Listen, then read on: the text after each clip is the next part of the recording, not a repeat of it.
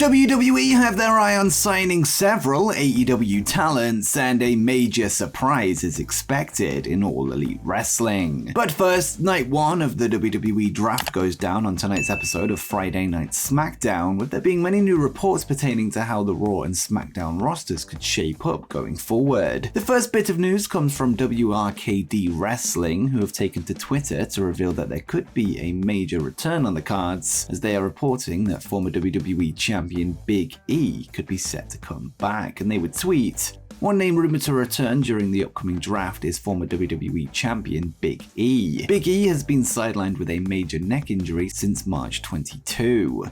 On top of this, WRKD would provide a list of NXT superstars that are being considered for main roster call-ups, with them adding, "With the start of the WWE draft tomorrow night, here is a refresher summary of some NXT talents we've reported rumors of being called up soon. Pretty Deadly, Cameron Grimes, Cora Jade, Tyler Bates, and Joe Gacy." On top of this, Fightful Select have added that former NXT UK champion Ilya Dragunov is another NXT name that has been pitched to join the main roster. Their reports also revealed that former SmackDown general manager Teddy Long was contacted by the company to appear during the draft in some form, although there's no word on if the offer was accepted. It also remains to be seen if he'll put together a tag match player. Now, with the rumors and reports out of the way, let's get to some news from the official WWE website regarding the draft, and some interesting choices when it comes to the draft pool. First off, despite his ongoing ankle injury, AJ Styles is in the draft as a member of the OC alongside the Good Brothers, as is Mia Yim, with them all counting as one pick. Damage Control will also be sticking together as a unit rather than being drafted individually. Interestingly, WWE SmackDown Women's Champion Rhea Ripley is not listed as part of the Judgment Day faction and is listed separate from Finn Balor, Dominic Mysterio, and Damian Priest, who are in the pot as a group. Similar treatment has occurred with the Bloodline, as the Usos are one pick, whilst Roman Reigns and Solo Sikoa come as a joint package. Finally, the draft pool simply lists the term select NXT superstars, which appears to confirm that there will be some kind of call-ups along the way.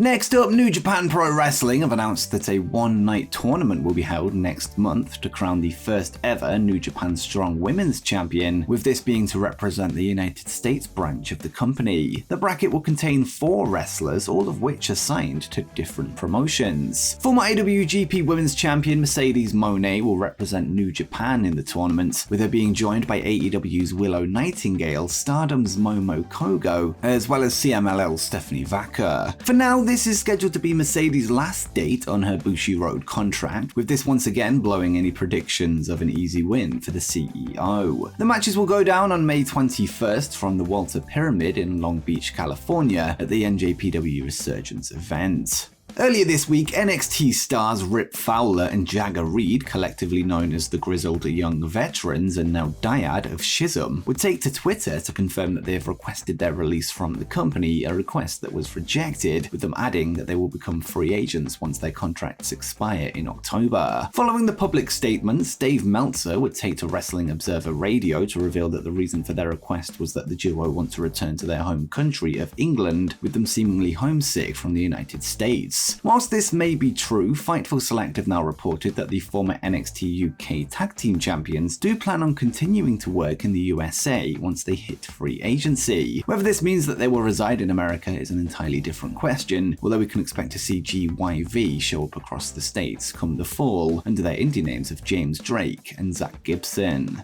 And speaking of free agency, Bill Goldberg's WWE contract would expire at the end of 2022, with him now in talks over a possible self-promoted worldwide retirement tour. Whilst there's no further information on this just yet, or what is next for him inside a ring, this week the For the Love of Wrestling event in Manchester, England would confirm that Goldberg will be heading across the pond for their upcoming convention this weekend, with him joined by fellow former WCW stars Booker T and DDP. This is Goldberg's first official booking since his WWE departure a few months ago, with him now seemingly starting to get the wheels turning on a career outside of the company. Over the course of the past year, reports have revealed that pitches were made to Stone Cold Steve Austin over a potential match at WrestleMania 39, although these would all eventually be shot down. Austin, whose Stone Cold Takes on America show is set to debut on A&E this Sunday night, would speak with Bleacher Report to reveal how the filming of the show helped sway his decision to stay out of the ring, at least for now. And he would say, "People have asked me, why didn't you do Mania? They asked me, but I didn't know what my life was going to look like until I was done with this show. I finished up the show 4 days before WrestleMania. I drove every single mile in an RV and brought dumbbells with me, a sandbag, and a kettlebell, so I got my workouts in. The concrete idea was a match. It was a match with one of the top guys in the business, period. I'll let everybody speculate about that, but yeah, it was a match, and I just didn't think I could get ready for it in time because I didn't know my schedule, which is what I told them. I don't know what my life looks like until I finish this show." One of the rumored opponents for Stone Cold heading into WrestleMania was LA Knight, who ultimately found himself absent from his hometown show. Austin would give praise to the veteran, noting that he feels like he has what it takes to get to the next level, and said,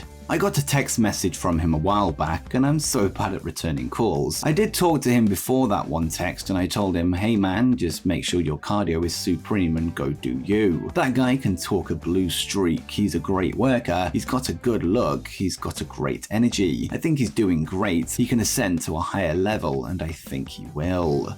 And speaking of WrestleMania, the main event of this year's show would see Cody Rhodes fall short in his attempt to dethrone Roman Reigns for the undisputed WWE Universal Championship, with the American Nightmare story still yet to be complete. With that said, it looks like the story may be set to continue into next year's show, as WrestleVotes are reporting that Cody vs. Roman 2 is on the table to main event WrestleMania 40 in Philadelphia next year, with them taking to Twitter to say, "I can say this. The rematch that's at the forefront of everybody's mind, Cody vs. Roman, is very much on the table to main event in Philadelphia next year." A big indicator on if this is possible is if Cody Rhodes is drafted to the same brand as Roman Reigns, as opposed to whichever brand ends up with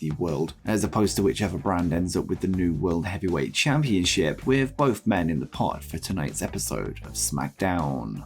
The announcement of AEW All In London at Wembley Stadium on August 27th would raise questions on the status of the All Out pay-per-view that is usually held around the same time that the event will take place. Some wondered if the show was called off after the incidents of last year, or if it was still going to take place with a quick turnaround time between All In and All Out. Well, Megha Parekh, who is the acting Senior Vice President and Chief Legal Officer for All Elite Wrestling, would speak with the A to the K Wrestling show this week, where she would confirm that All Out is indeed happening despite the UK show, and she would say, "London, it's been a while since I've spent any meaningful time there because of COVID, and I'm so excited just to go back, and we'll have to come back here for All Out the week after, but it should be really fun. I'm most excited to see a wrestling ring in the middle of Wembley Stadium because I think that will just be so unique to see, especially because we see it for football." With it unlikely that fans will be happy with paying for 2 pay-per-views in the space of 7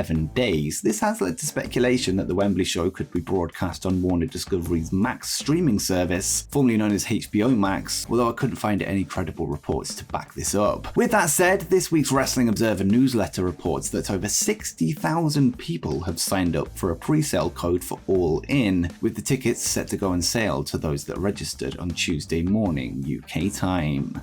At the tail end of 2023, a number of All Elite Wrestling contracts are set to expire, with many fans wondering what the future holds for the likes of Kenny Omega, the Young Bucks, and MJF. It was revealed in the Wrestling Observer newsletter this week that WWE may have their eye on a few of the potential upcoming free agents, with Dave Meltzer writing, "There are AEW contracts that are coming due at the end of the year, several of them, many of them, and WWE obviously will be pursuing all of them, or all the ones that are key ones that they could get." Whilst WWE are currently in the midst of a main roster hiring freeze, which has led to many wanted free agents slipping through their fingers, it looks like this could change by the end of the year, this seemingly once the Endeavor takeover of the company is complete. All Elite Wrestling are reportedly set to introduce a brand new weekly show, Collision, with it expected to air on Saturday nights at 8 p.m. Eastern on TNT. According to reports, the show will debut at the United Center in Chicago, Illinois on June 17th, which will also feature the return of the absent CM Punk. Well, we now have even more Collision news, as according to Dave Meltzer in this week's Wrestling Observer newsletter, there is another surprise set for the first episode, and Meltzer would write, "The show, believed to be called AEW Collision, as noted last week, is expected to debut on 6/17 with a show from 8 to 10 p.m. Eastern from the United Center in Chicago, which would also be the return of CM Punk, along with what is expected to be either another major name debut or return." It's currently unclear who this major name will be, although fans have speculated that we could be set to see Mercedes Moné become All Elite, with other free agents such as Goldberg and Kota Ibushi also on the lips of fans.